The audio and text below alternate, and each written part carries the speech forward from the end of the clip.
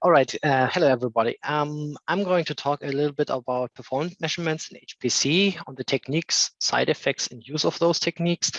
However, as I was working, and if I get the mouse pointer working, as I was working on the presentation, it kind of narrowed down that in the time allotted, I can speak mostly of the techniques, and the side effects and the use part kind of is implicitly described when I'm talking about the techniques. So what are we talking about today? So first, I want to briefly motivate why performance analysis is critical in the first place. I will detail on some metrics and how models factor in. Then I will try to provide some background why understanding and the context of those metrics are kind of intertwined. You cannot have one without the other. And then I will deep dive on the measurement techniques, in principle on sampling and instrumentation, and how those both techniques influence the overhead and the perturbation of the metrics gathered. And I will briefly outline optimizations that are done. However, since the optimizations are mostly on the library side or on the development side of those techniques, there's little that a user can do, so I will keep that brief. Then followed that by briefly outlining the data processing and aggregation techniques applied, because again, once we have the metrics, the hard part is mostly done. And then I will have a brief tangent on how performance analysis tools use these kind of data to provide insight into HPC or general programs on a computer system. And of course, I will conclude in the end and summarize the key insights that you should have taken away from this presentation. So why is checking the performance important? Briefly back to the basics, what is performance? Performance is work over time. So how much work can we get done in a specific amount of time? And in an HPC system, we have a secondary equation that kind of describes, okay, how can we use parallel resources to do more work? So the speed up here is a function of work divided by the penalty that we pay to have parallelism, divided by the work spread out on the parallel entities. And the problem that we have here is that this speed up is a really difficult to track function, because even for this very simple equation that I put up here, if we assume, again, a workload here of 800 seconds and a serial overhead for the parallel entities or management stuff of 8 seconds, and if we assume some form of growth that is correlated to the degree of parallelism, then we see that depending on how quickly that overhead grows, we have an inherent limit on how fast or how much we can speed up a specific computation. If we have a constant overhead, which is kind of the ideal case, even then we are kind of limited to, in this case, to a couple of hundreds to 1,000 of processes or parallel entities working on the same problem, because there's still this serial overhead here. And regardless of how quickly we can get the work done, eventually we're going to be limited by that overhead. Unfortunately, I'm not aware of a parallelization scheme that has a constant overhead. So we are talking about logarithmic overhead or even sometimes quadratic or linear overheads. And there we can see that we are quickly reaching a scalability limit, even if we have, as in this case, only 1% overhead in the initial case. And in order to understand and comprehend the overheads or the composition of overheads to work in a specific program, we need to do some form of performance analysis. A tertiary problem that we in the HPC world at least have to handle is efficiency, because, well, we could throw more and more resources at the problem up to the scalability limit, which we discussed here. We want to be as efficient as possible because, well, the more processing units we add, the more expensive our computations become, the rarer we get a spot on the batch system to actually compute. And we want each of the processing units to basically work at its peak capacity to contribute to our problem.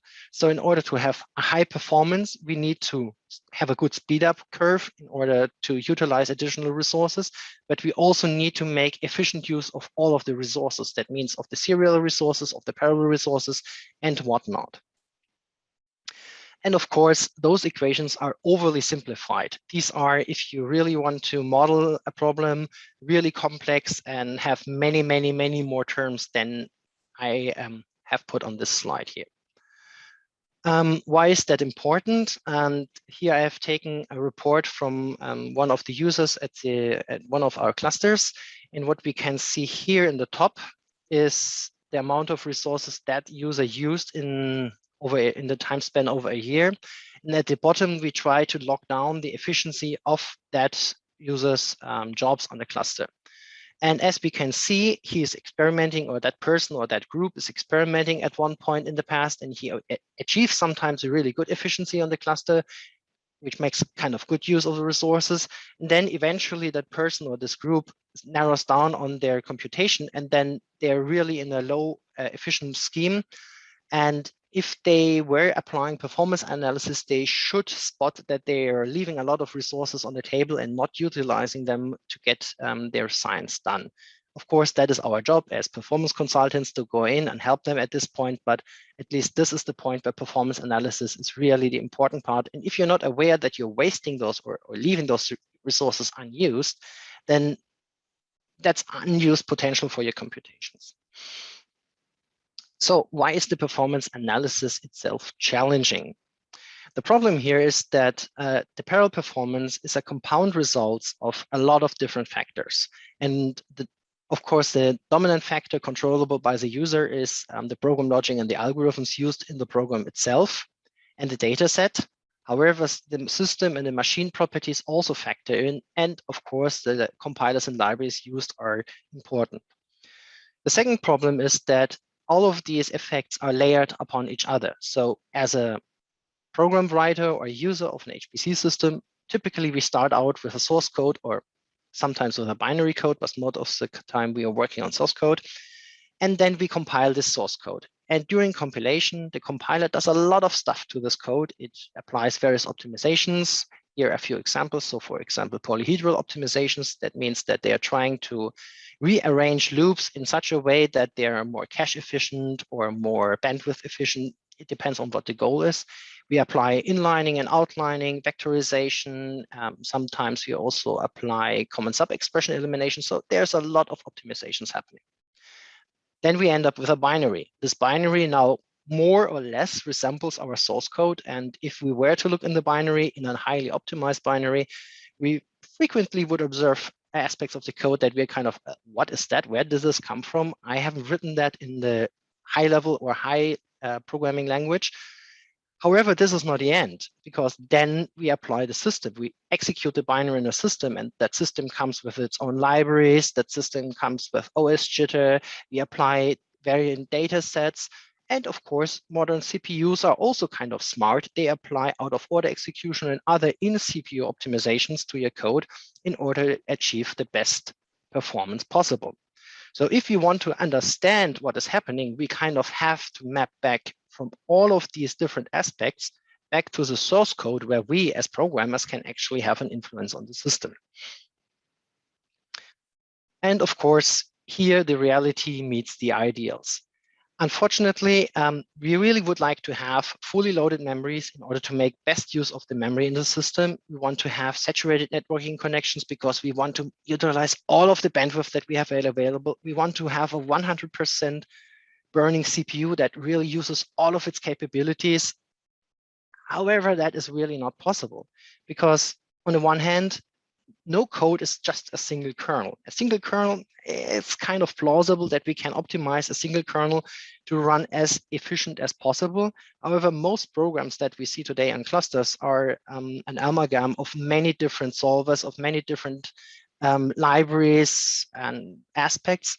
And so, for example, OpenFOAM is just a big toolbox of hundreds to thousands of different solvers and different routines that can be composed to solve a specific problem.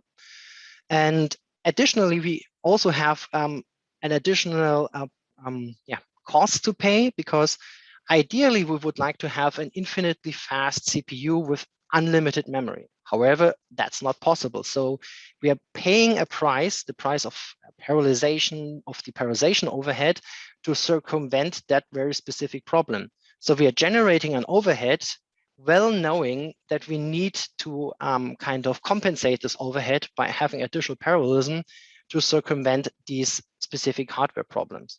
And then, of course, in recent years, we kind of also want to conserve energy. So we have to compromise with the performance. On the one hand, we want to be as quickly as possible. And on the other hand, we want to spend as little resources, and energy is a resource, to get to that point. And here, some form of performance monitoring is essential. And one of those examples is, for example, a tool developed in Erlangen, and that is the cluster cockpit. It provides you with performance indicators on your software on the class as it runs on the cluster. However, there's one caveat here, and that is we don't see what is specifically happening in the software. And I will cover that a little bit later, but here we have to get back to software engineering. Because if we want to optimize a program, we first have to somewhat determine what is the dominant aspect of the program. And typical wisdom is kind of make the common case fast. I kind of would like to disagree. I would like say make the dominant case fast. So yes, you may have, let's say, the common case for a specific equation, maybe the loop kernel. However, if there are exceptions and the exceptions, because of the frequency, start to become the dominant case, then we have to look at that aspect.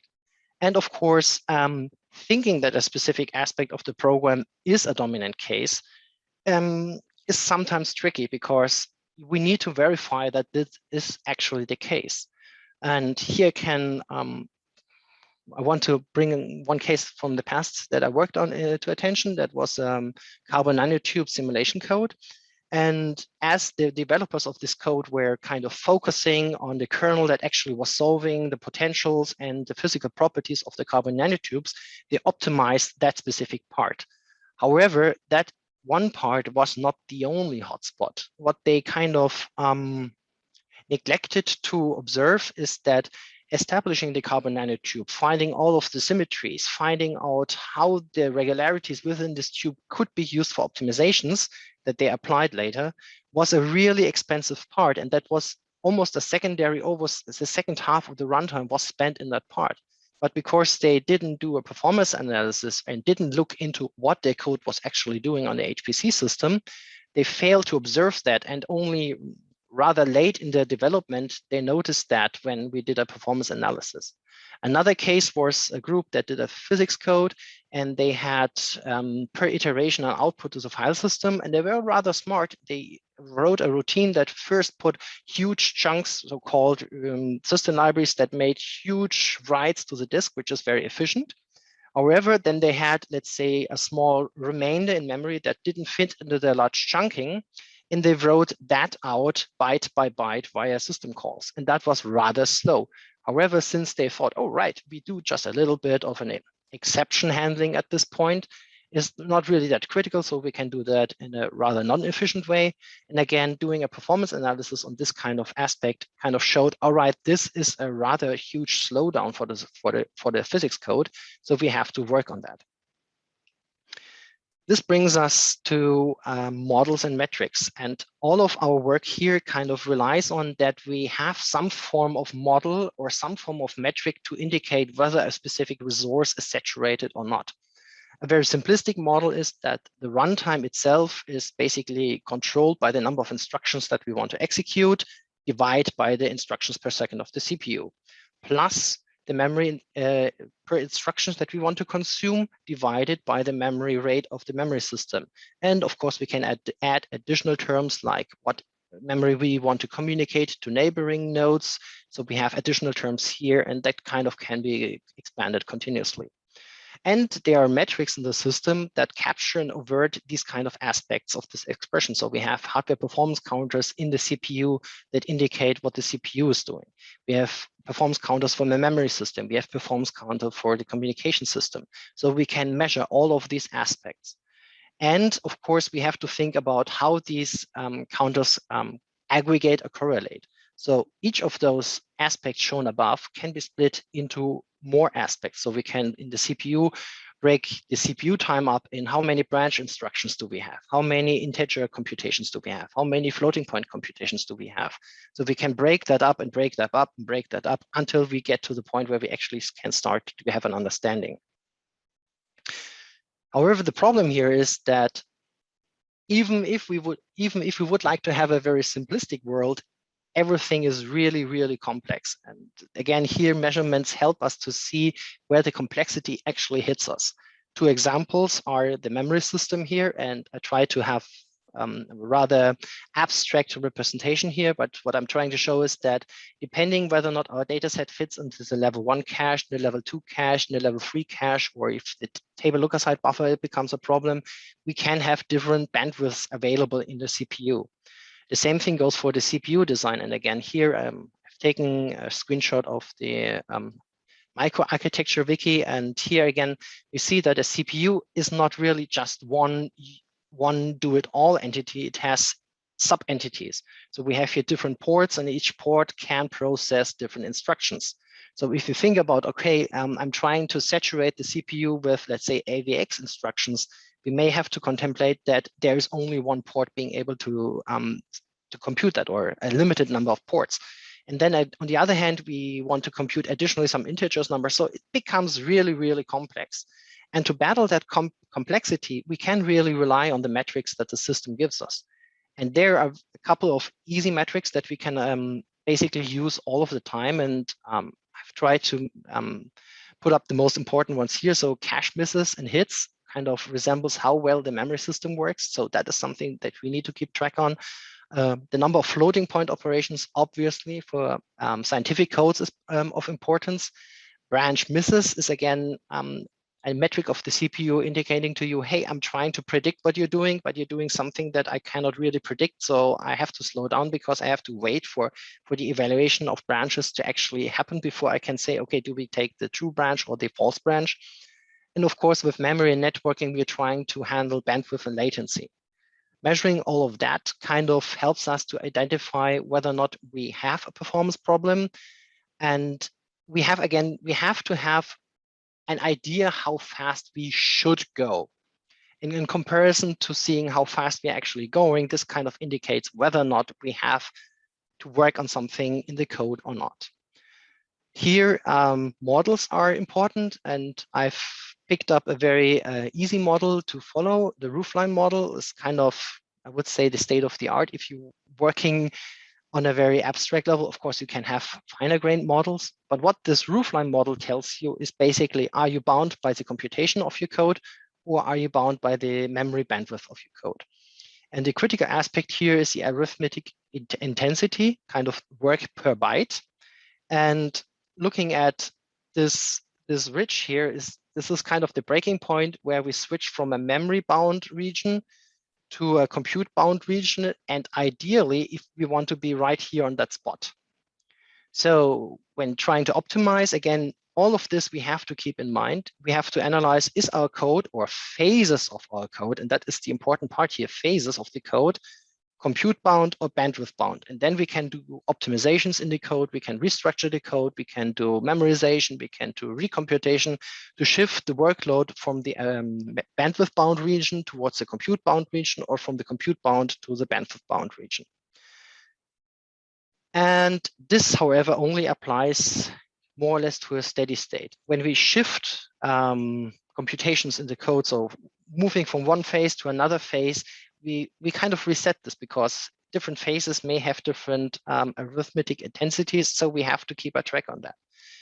And this is where understanding the context of all of those metrics becomes really important, because when we, for example, gather just the metrics for the whole run, so we initialize a counter, let's say at the beginning of our computation, and at the end of the computation, we look at it and see we have 1 trillion floating point operations. Well, what does this tell us? Well, nothing, because the CPU provides its capability as a rate, something per second. And if we just look at a huge chunk of time, it's really hard to differentiate. Is this something that happens in phase 1? Is it something that happens phase 2? Is it somewhere else? So we need more context to all of those metrics to gain an understanding how the program runs. and how to reflect of how this specific code region should run versus its observation. And this is somewhat, from my perspective, the limitation of overviews, like in Cluster Cockpit, that without knowing what is happening in the code and knowing where in the code specific events happening, this kind of overview is of limited use. However, I don't want to criticize this over too much, because it gives you a good overview of what is happening overall during the runtime. And if you have, let's say, a model or understanding of your code, and you perceive that, for example, that the flops here should be constant over the place, and if there are breakdowns in the flops rate, then you can assume, okay, something is happening, something is going wrong, I need to reanalyze this. However, since this doesn't give us markers from within the code, we have difficulties identifying where precisely in a given piece of code this flops deterioration actually happened. So this brings us to the measurement techniques and well, technical aspect of this presentation. In principle, it would be really easy to see what's happening. Hey, we could just look at the program, since we are in a computer, and we could in principle look at all of the memory, and we could ask the program, hey, what are you doing? Where are you? Well, the problem here is that modern, or basically all systems today, have some form of process isolation that prevent us from actually seeing what a given process is doing. And there's a couple of ways around that, but the most dominant ways are that you take the program even before it is started by the system, before it runs into the process isolation, and you modify either the source code or the binary to include your measurement mechanisms. And I will detail on those in a couple of minutes. The other way of doing things is that you use the system loader that takes the binary and puts it into memory and adds libraries and so forth. And you use that program to modify your program as it is loaded into memory. The keyword here is LD preload, which kind of tells the linker to preload dynamic library into the context of a given program. And once we have those, once we have a foothold in a program, we can do a lot of things. This is somewhat close to some techniques that viruses can use, but again, we are all here trying to understand programs, so we're good. For the next part, I may or may not use a couple of terms that I would like to define here. So the first term is a hook. A hook is some form of facility that we can use for measurement. It doesn't say that a hook has to have a measurement, but that a hook enables us to call either a measurement library or a measurement function. A probe is precisely this measurement function that enables the measurement of one or more metrics. And the most typically used metric is time, or when a specific event occurred. And then, of course, measurement is gathering the data and the context of where something happened. And I will be talking about sampling and instrumentation, which are the dominant techniques used for this. All right. So sampling. Sampling is well, stochastical or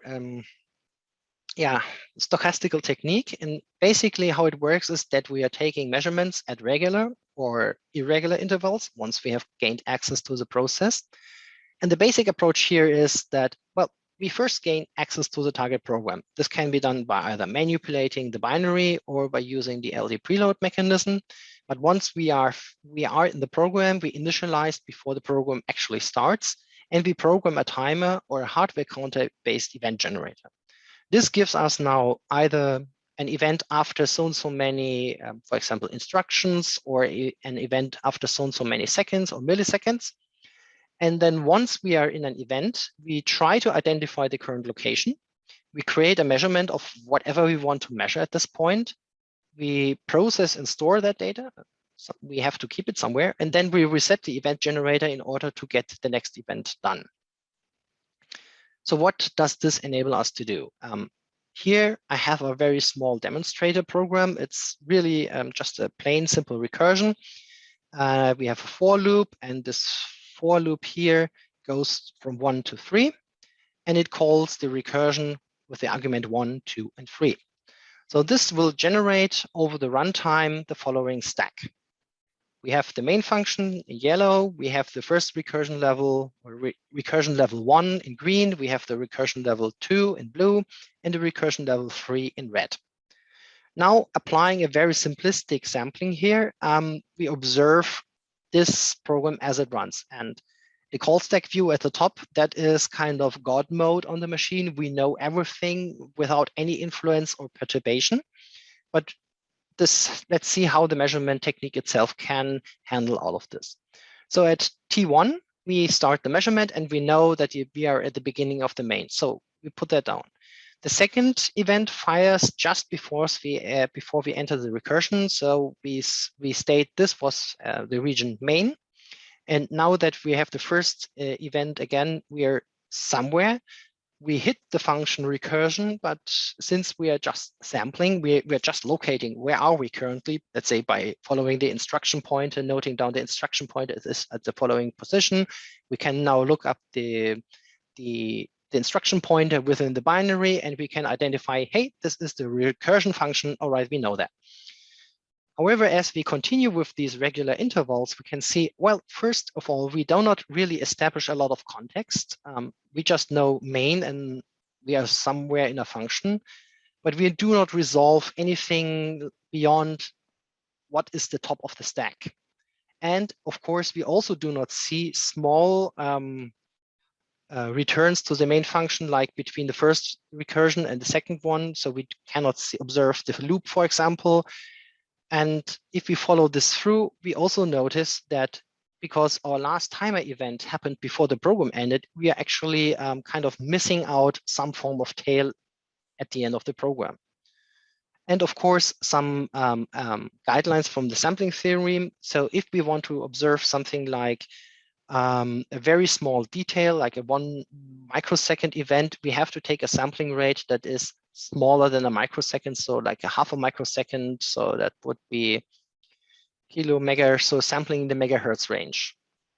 And that would give us a resolution of these kind of details. So we have to keep that in mind.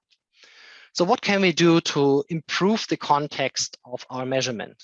And the technique here is called unwinding, and unwinding basically processes the call stack. So we have a sample event, we note down the instruction pointer, and then we look at what the call stack looks like. Well, the call stack is part of the stack, so we have to do a stack analysis. And on the right side here, I have depicted some stack, and let's have a look at that. So the key entities here is the base pointer. The base pointer kind of points to where the current stack frame is positioned at, and the stack pointer is the pointer where we can add additional data. So what we need to do there, or need to understand, is that each of those stack base pointers identifies potentially the beginning of a function. Why potentially? Well, because in some programming languages, like for example in C++, we have scopes. And sometimes those scopes are implemented by opening a new stack frame. So when we do an analysis, we have to potentially assume that the stack frame does not correlate to a function. And hence we need to analyze, okay, are we in a function? We follow the stack frame, we analyze this stack frame, we have a look at the value before the stack base pointer, and we try to infer whether or not that value is actually a return address to the previous called function, or if it's just data from the previous stack frame. So we have to analyze that, and that costs a little bit of runtime. However, using this kind of analysis, we can now revise our sampling method. Now we do basically everything is the same, except that after identifying the current location where we're at, we additionally obtain the current call context. The call context is what functions came before the current function. Reapplying this to our sampling example here, we again go through our sampling with the same sampling frequency, and now we can see that we can resolve recursion levels, or at least that we know that this is the first call of the recursion, this is the second call within the first call, so we kind of know there is a recursion level. However, we are still having gaps in our measurement view because our sampling frequency is not high enough to resolve those returns to the main function. And of course, it does also kind of miss those steps back to the main function as it resolves. And we still have the unaccounted tail of the main program at the end. This is where an additional technique comes in, sometimes called trunking or thunking. And this is where we try to identify when a sampled function is actually terminating and returning to the main function. How does this work? Well, we start out with a helper code region that we can create executable code on. And on this, we first preserve the current return address here for this function here. So we are sampling this part here. We're unwinding downwards, we come to this return, and we store that return here on our helper code. Then we add our measurement probe here, the call to the exit handler, and then we call return. So we have an additional memory region somewhere where we generate dynamic binary code. The next step, we replace the return address of the current stack frame or the function with the stack frame with the address, the first address in our helper region here. This kind of redirects when we return from the current function execution to our helper region, which then calls the exit handler, which then calls the return here. Of course, we need to then adapt that return here to point to the correct region.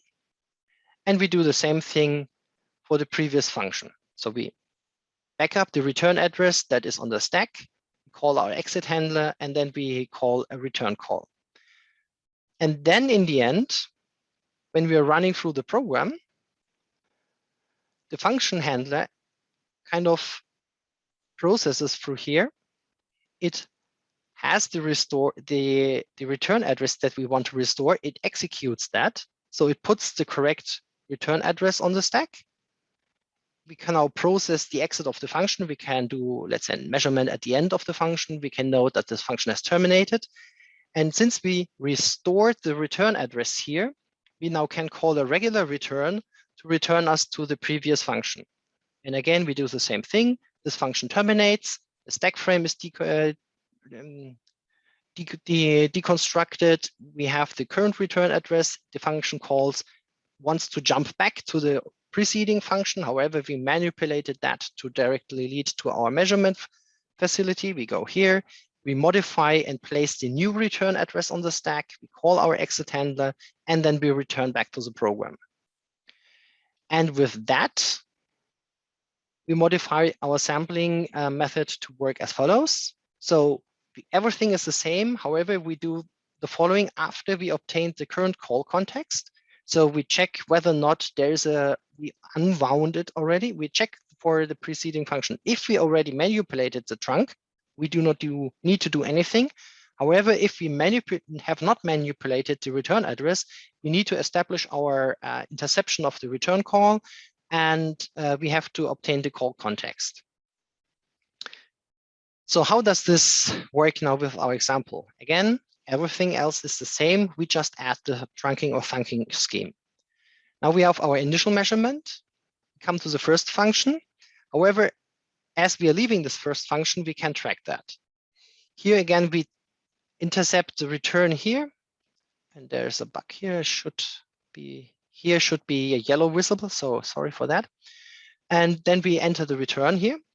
However, since we are just tracking the returns here, we do not note that this is returned to the main. We know that this blue recursion level ended, but we have no measurement facility here in the main to denote, hey, we have returned to the main. We can assume that this is the case. However, since also our next sample event is in the third recursion level, we do not know what happened in between. So we have to either assume a red or recursion level 3 here or the main, we do not know. And continuing here, we see that this is always the same. We have to assume once we return to somewhere that we have entered the main, but since we are not having a measurement at the main level, we do not know that. And because we now have also this return interception at the end of the main, we do not have an uninstrumented tail here. This brings us to instrumentation. In instrumentation, we modify the program in such a way that all of the events or all of the noteworthy points in the execution have a specific or dedicated measurement probe. So in this case, I'm showing some form of source transformation. So we want to see all of the functions that are called. So we add at the beginning and at the very end of the main function a measurement hook in this case. So this is the facility that we could tap into. And then we continue with the main program. And then, of course, those start hooks themselves can be like here, start a measurement, get the time, lock the time in some form internal data structure, and we are happy with that. The advantage of instrumentation at this point is that we are not limited to what we see on the call stack. We are not limited to timing events. We can instrument whatever we want to. So if there's a loop nest in the code, we could, in principle, go ahead and put a marker at the beginning in the loop body, at the end of the loop body, at the end of the loop, outside the loop, and observe all of those different phases of the loop itself. This brings us to the point that with instrumentation, we have a lot of opportunities where we can measure. Looking at what happens here, when a code is transformed, so we have the compiler that generates object code. The object code is taken with a linker to generate a binary, and the binary is loaded by the program loader at runtime to generate the program image that is executed at runtime. The important part here is in the linker. The linker takes the object code that has symbolic names, labels, symbols, and position-independent code, and transforms that into executable code by the machine, because the CPU doesn't really look up, okay, I want to call function foo. It doesn't know how to do that. It knows how to move the instruction pointer. So a call to foo is basically a call to address, let's say 1000, where the function foo begins. And then it puts the instruction pointer to the assembly instruction at 1000. And so that's it. However, this transition is the important part here, because before that, we are working on symbolic aspects. So we can do a manual instrumentation that is easily done. We can do an automatic source-to-source transformation. We can do a compiler-based transformation. And then we're in the realm of the binary or binary transformations, which is a different technique that we'll also explain later on. We can do a library interposition. So that is the LD preload mechanisms that we're using for sampling, for example. And then we can, in some cases, also have, let's say, a just-in-time transformation within the binary. Maybe some optimizations can be done, but this is a very difficult to implement technique. However, we can do instrumentation at all of those different sites, and there are different tools out there that use all of these different methods or points in the program transformation scheme. So what would this look like? With the instrumentation approach, we can observe the following. We have a program, we execute ahead, we execute the first function, we leave the first function. We have precise measurements because we have transformed the program to have an event generator at the beginning and at the end of the function recursion. So we see all of those different layers as they are occurring. So we're getting a very accurate A follows B relation in our measurement. However, we could also just observe the following. Sorry, I just skipped ahead. So we could observe the following. We have a measurement. Sorry, the slide is broken. So what I'm trying to show here is that if we had our regular structure, if we have program optimizations and the compiler went ahead and said, all right, I can infer that you're using recursion with level 1, 2, and 3 depth. I do value propagation. So I put the 1 in the for loop. I see recursion level of 1 goes to recursion. It has an if there. So let's inline that. For recursion level 2, it can see, oh, this is only recursion levels of 2. I can follow that through. I can do the value propagation. I see that this is just basically the same thing over and over again. So do inlining, inlining, inlining, and inlining. And at the end of all of this inlining, all I can see in the measurement view is the entry of the domain and the exit of the domain. So it really makes a difference where we put our instrumentation probes and where we do put our instrumentation probes in relation to optimizations. This brings me to the point of manual instrumentation and pre-instrumented libraries. Basically, all of our performance analysis tools out there allow for manual instrumentation. So for example, ScoreP has a specific header file that you can include in your program, and you can use their measurement facilities to mark down on specific code aspects that are of importance to you. Manual instrumentation, however, is a little bit tricky because modern programming languages have many different ways of leaving a function. We can have, for example, exceptions in C++. We can have multiple return statements within a function. And it is up to you as a programmer to identify all potential points where a specific function is left in order to maintain the entry-exit convention used by all of the performance analysis tools. And of course, this kind of requires a code rewrite. A secondary part of manual instrumentation are libraries that have an explicit profiling or performance measurement interface. For example, noteworthy here is the MPI library or the OpenMP runtime library of the compilers. They have manually programmed interfaces that allow for measurement calls into those libraries and provide feedback of what those libraries are internally doing. However, some programmer had to go ahead and implement those aspects in those libraries in order to make that capability available. The second aspect is the library interposition or library wrapping. This is also done by typical performance analysis tools in order to intercept calls to the MPI library. And again, here they are using the notion that the linker at link time identifies what symbols are implemented in what kind of library. So in case of an MPI library, we have the program and it calls MPI init. And then there is a library called libmpi that provides the MPI init function. And then the trick here is that we tell the dynamic linker, hey, the libmpi library, please do not use this very specific library. Please use my measurement library. It has the same library interface as the MPI library. So when the program looks up for the symbol or the linker looks the symbol for MPI init, it finds it in the measurement library and it goes ahead and resolves that address. However, within the measurement library, we now have either a static or a directly linked library, the original MPI library.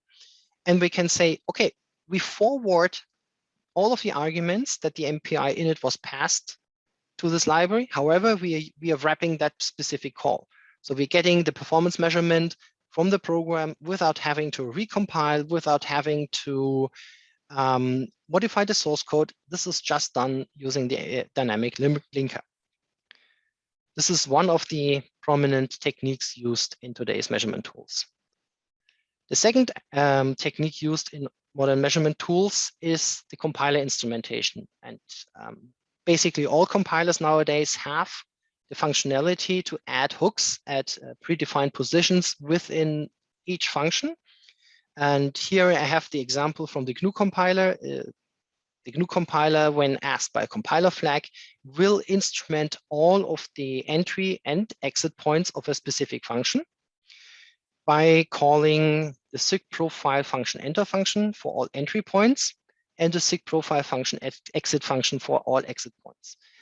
It passes the address of the current function to that function. So basically this is the address of the symbol for callee.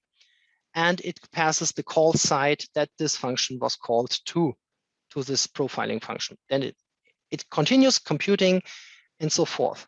However, the problem here is that the compiler now has a call to an external function with some memory address pointed to some memory address. And effectively, this is a memory fence. The compiler cannot optimize across those regions because it cannot prove that this function internally does not access any relevant memory. because I'm passing a pointer to it and I have no context of what this function internally does, I have to assume this pointer, you can access any point in memory. So I have to flush out all of the registers to memory, and I cannot do any form of value propagation across it. I cannot do any form of advanced optimization techniques. So this has a tremendous impact on the runtime behavior of your program. That is if this is done in the compiler. A secondary technique used today is the so-called binary instrumentation. And again, here we have a lot of different problems to handle. The binary, as told previously, does not have any symbolic or many symbolic references to functions. And I have a small code example on the right here. So we have some form of source code for the example function 1. We have some stack management and register preservation assembly instructions, and then we have the functions assembly code. Somewhere in this assembly code, we have a call to address 300. Address 300 correlates to the function example 2, and again, it has some form of its internal structure. If we now were to go ahead and say, all right, let's just move everything downwards a little bit, so to make place for an entry and an exit hook, what we now observe is that since we did not adapt the address of what we are calling, somewhere in here, we're calling address 300, but address 300 does not correlate to the assembly instructions of entering a new function. It does whatever it does. So it can be to anywhere. So this is a faulty program. So in order to apply binary instrumentation, we need to do, again, a lot of additional work. So we again have to create a supplementary code page where we can write executable code, and then we go ahead. We place the entry hooks for all functions in the code that we want to instrument. Then we move some aspects of the code to this supplementary code section. Usually it is the stack management and register preamble of a function, something like push the stack base pointer to the stack, push registers to the stack. This is already enough space in order to have a go-to statement, or basically a direct jump to our entry hook of our region. So now we have fragments in memory where we redirect the control flow from the example program. We go to the entry hook of the example 1 function. We perform some form of the assembly instructions that we stenciled out.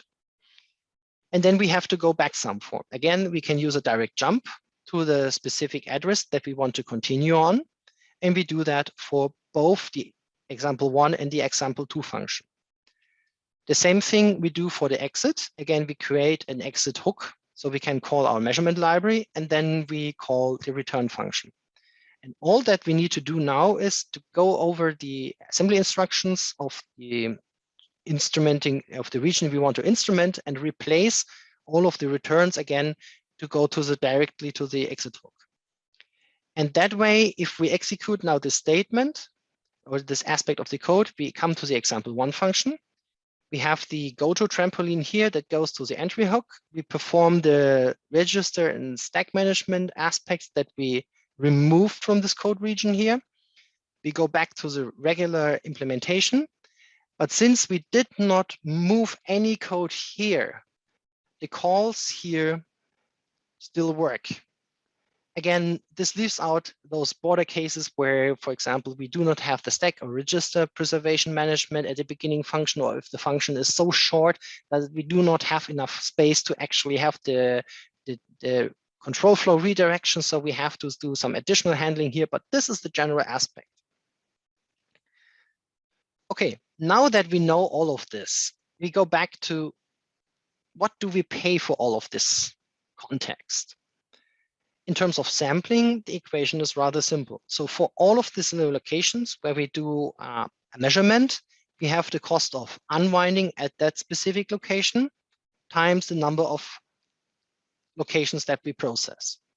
And from previous work, we know that, for example, the unwinding itself is not really that cheap. So back then, we made our measurements in microseconds, but let's translate that for, let's say, a CPU that's running at 2.5 gigahertz. Again, not the 3.4 or 4.0 gigahertz that we're kind of used to, but 2.5 gigahertz is kind of easy to calculate.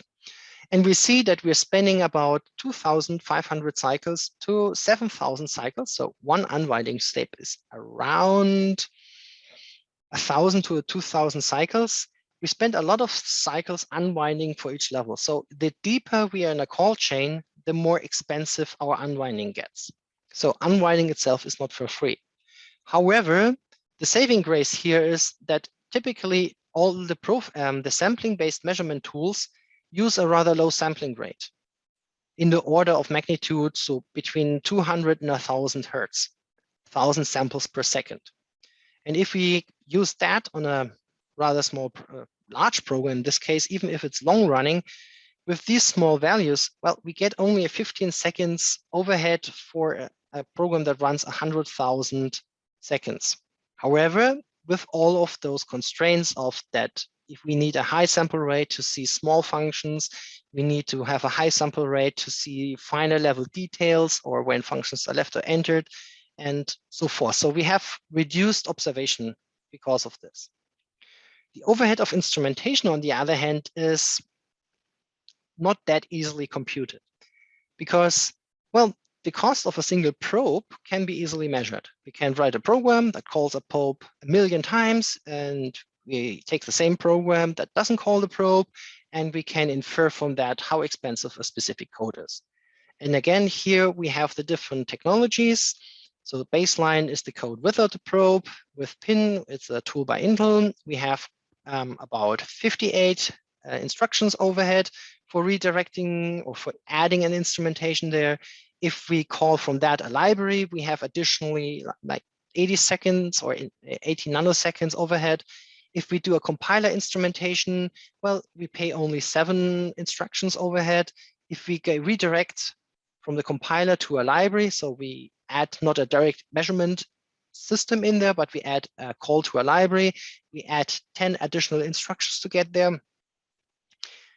And then there is Dynast, which is a representation for binary instrumentation, which is doing really a lot of work in order to get us into the code. So this is rather expensive, but we are down in the nanosecond range. We are not in the microsecond range, which is the minimum for unwinding, but we are in the nanosecond range. But so a single probe is really, really cheap. However, if we now look at the second part of this equation, the number of invocations, things become very tricky because, again, we are looking at different programs and we are now bound to how often a specific function is called. And depending whether or not the compiler puts in first optimizations and then the probes, or first the probes and then the instrumentation, we can have humongous number of function calls. And for classical programmed applications, this is really a lower number. So it's maybe sometimes only in the millions.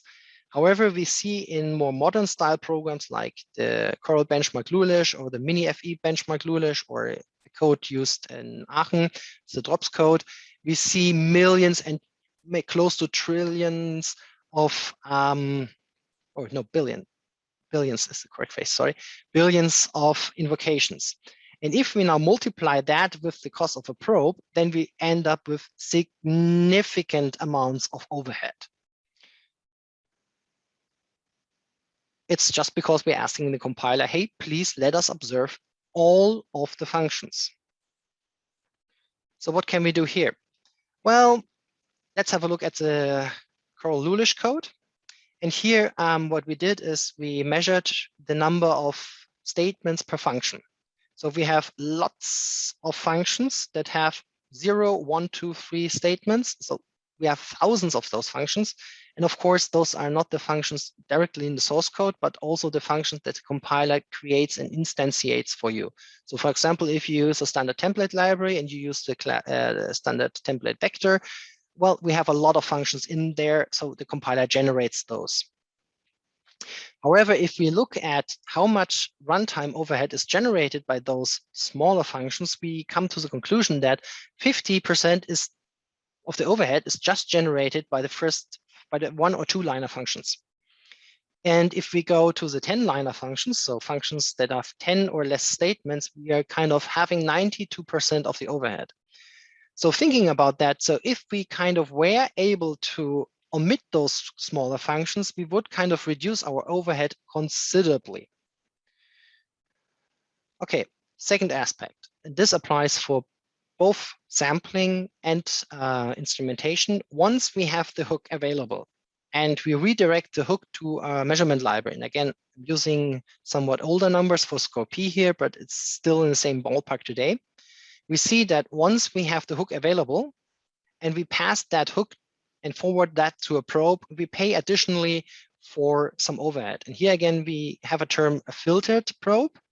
A filtered probe is that when you have at the beginning of the probe some form of white or blacklist, and if you're called and you check against your blacklist, and if you're in the list, you either directly return to the program without taking a measurement, or you continue gathering performance counters, gathering time, storing all of that data on the stack or in memory. And again, here we can see that this short circuit is on the cheap side, but it's still considerably more expensive than just having a probe. However, a full measurement is really expensive in terms of number of instructions or time invested. This holds true for both GNU compilers and the Intel compiler. So what does this mean on the side effect for our instrumentation? Well, on the one hand, we have to maintain a specific ratio between observed parts of the program and our measurement activities. And if we want to preserve a 10% overhead, so less than 10% overhead, we have to ensure, looking at this data, that for every measurement we make, here 1,000 cycles or 1,000 instructions pass, or let's say 500 cycles, we need to run at least 10,000 cycles of something else in order to make our measurement available or viable. And this brings us to the point that we need to keep track of what we are measuring. And again, this is the context part. What kind of side effects do we also have to observe besides adding our own measurement facilities? And here we come into a really hard problem. Instrumentation itself, well, we can quantify what the overhead of the probe is. We can quantify what the overhead of the hook is. However, we cannot quantify the change in the optimization behavior is, because the compiler, because of all of the probes and hooks, will make different optimization decisions. So that is really difficult to track down and basically can only be validated by measurements of specific metrics, comparing that with a program without any probes and the program with the probes. For sampling, again, it's also very difficult to ascertain because the overhead really depends on the structure of your program. If you have deep call chains, if you have lots of functions that leave and exit and enter and exit, then sampling is getting comparably expensive to easier ways. And of course, we do not have a way to quantify what the impact is in terms of on the data cache, for example, if we want to process all of the measurement data that comes out of these kind of mechanisms. And here, a small study that we did a couple of years ago where we tried to analyze what is the impact on specific hardware performance counters. So we have here on the top the runtime of the different benchmarks. On the bottom right, we have the change in mispredicted branches. And of course, we can see there's a strong correlation. If we have a humongous change in runtime, we see also a large change in mispredicted branches. However, this doesn't have to be the case. Here we're looking at, of course, there is a large change in runtime for instrumentation, which is the yellowish and yellowish colors. And there is a large change in L1 cache misses for those. However, if you look at the green colors, which is sampling with 500 and 1,000 samples per second, we can see that even though we have hardly any runtime dilation, we have substantial changes in the cache 1 misses.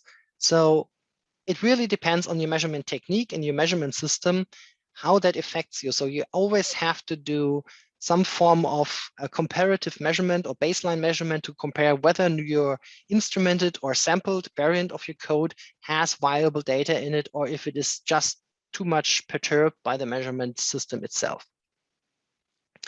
So how can we counter overhead? And again, this is more like an aspect of performance analysis tool talks. The tools have their specific means and methods.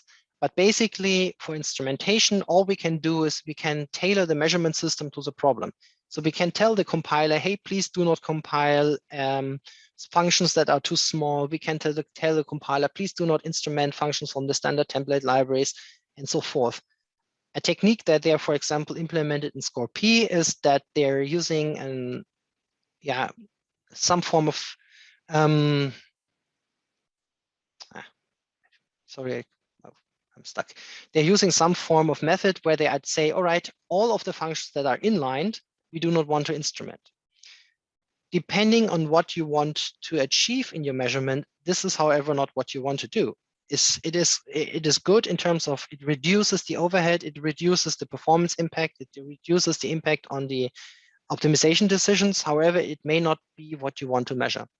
Another technique is a tool developed here by at TU Darmstadt. It's called PIRA, and it's basically an automated refining tool that takes your application, it instruments it, it measures how much instrumentation overhead that generates, it adapts the filter list for SCORP and the compiler in such a way that it reduces the overhead, and it iterates on that a couple of times until it achieves an overhead of less than 3 seconds, or not 3 seconds, 3%. That is a tool. And there are other approaches, like, for example, SCORP uses when you're using only library interception for an MPI library that doesn't give you a call context for your MPI probes. So you want to they're using unwinding within this MPI library now to establish a context for your MPI calls with all the benefits and problems that come with this kind of technique. Briefly, since we are starting to run out of time, when you have all of those measurement probes available, you're generating events. And the question is now, how do you process those events? Do you want to aggregate events? So for example, in a profile, you take per function or per entity and sum up all of the events for that entity, which substantially reduces the amount of memory required for your analysis, because for each function, you need only a couple of bytes to keep track of the counters and maybe the time spent in that function. However, you're not able to see some form of temporal evolution. So if you have some form of temporal behavior in your code, you're kind of limited to see what's happening there. In comparison, a trace is where you keep all of the individual events, you store them with a timestamp in a large buffer. And as we have seen for function instrumentation, there's a lot of events. So for trillions or for billions or for millions of events per second, you have to have a large buffer. And the problem is that this buffer, again, takes up memory. It will pollute somewhat your data cache, and it will have some form of impact on your program on that part. And of course, when you try to write gigabytes of memory to your hard drive during your measurement, you're surely going to perturb the program around the file I/O sections. So the advantage of traces here is that they preserve the temporal and spatial relationship among individual events. It provides lots of context. However, it's really, really, really expensive. Profiles provide just simple counting measurements, but do not have the disadvantage of becoming so large. And this brings me to the end of the presentation. I have a brief tangent on analysis tools, just so you can have an idea of what you can now do with all of this data.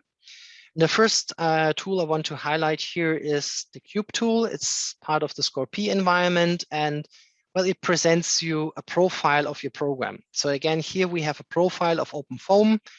On the slide deck that will be available later, you can see that there's, like, from the icofoam function, which has, since we have selected here the runtime, the dominant part of the runtime, and then we can see all of the other functions that are in the program. This is a flat profile. That means that for every function, we only store how often that function is called and the runtime of that specific function. There's a secondary mode of profiles, which is called a tree profile. Here we preserve for each call chain those values. So we preserve for the call chain how much time was spent in the call chain, how much time was spent in the function, how often was a specific function called in the specific context. And that one is very great for identifying hotspots in your code. So using these kind of techniques, for example, you would have noticed that there's not only one hotspot, but 2 or 3 or more hotspots in your code. It has low storage requirements. However, it's driven by the measurement technique. So if you use profiling, you will see only, not profiling, if you use sampling, you will see only events that are within your sample frequency. And depending on your code, and that is what the user has to know, this is sufficient or insufficient. For instrumentation, of course, you will see everything that is instrumented here. An alternative is traces, and a tool that visualizes traces here is Vampire. And again, I'm having a look at OpenFOAM here. And that trace presents you with the timeline from left to right with a view on the individual processes, in this case, threads for the whole program. And you can then display additional metrics, like, for example, the hardware performance counters along this timeline to identify what is happening where. This is where this becomes, let's say,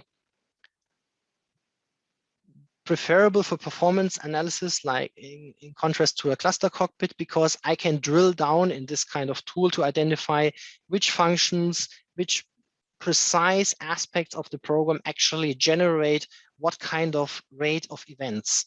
And of course, this is very beneficial for performance analysis if I can drill down really to the microsecond range to identify, okay, this very specific function here has that much amount of metric, and this gives us a lot of feedback and insight into the program. And just as a side note, this is based on an instrumentation. If we were to sample that, that would be rather expensive, because even if we have an optimized web program, and that is from an optimized program, we have a call depth of up to 13. And the smallest entity that we are observing here is 50 microseconds. So we would have to sample at least in the 500 kilohertz range in order to capture those. And in the 500 kilohertz range, sampling again becomes equally expensive as an instrumentation tool. The last aspect I want to briefly highlight is that some of the analysis tools, like for example, XtraP here, that is a tool that generates performance models on a program, require deterministic measurements. So they require that a specific function is entered and left at the very beginning and at the end in order to accurately model that specific function's behavior. You cannot have that with a sampling tool because of the technological limitations that I showed earlier. So what is the takeaway from this a little bit longer presentation? Well, first takeaway I would like to give you is always create a baseline measurement for any performance analysis. Track the performance metrics that you would like to track or investigate in the measurement around the region of interest. So if the whole program is of interest, gather your performance counters from the whole program without any instrumentation, without any sampling. Then apply your preferred measurement technique, and then compare whether or not your hardware performance counters are off by some considerable aspect or not. If they are off by some considerable aspect or not, you know why and where this comes from, and you then can take appropriate countermeasures, either by reducing the amount of functions instrumented, or reducing the sample rate, or adapting the sample rate accordingly. As said earlier, the cost of an instrumentation probe is typically in the order of 1,000 cycles. So if you want to observe something, try to stick to code regions that have an aggregate amount of 10,000 or more cycles in order to have a measurement cost of less than 10%. And check your assumptions. Always check whether your hotspots, your assumed problems are actually the problem, or if they are actually present in the end program because of all of the different transformation and stakeholders that apply on the performance of the program. Lastly, I consider sampling and instrumentation two sides of the same coin, because sometimes sampling provides the best measurement technique for your problem. Sometimes instrumentation provides the best measurement technique for your problem. It really depends on where you want to go. If you want to have, let's say, a survey of what is this program doing, where are the dominant aspects, sampling is sufficient, provides the good information. However, since sampling operates on the optimized binary, you may have, let's say, a hard time sometimes identifying which parts of the program really are part of that sample or not. Instrumentation, on the other hand, it guarantees you the observation of a specific event. But if you ask the compiler to instrument, let's say, a leaf function in the call tree, let's say the address of operator of a standard vector, you're going to get a lot of events, and each event costs, even though it's very cheap. So each technique imprints on the specific metrics, and knowing all I have shown you today, you may get a better understanding of why these metrics are then sometimes diluted or changed. And of course, the measurement technique itself should be supported by the correct way of data. So have the right choice.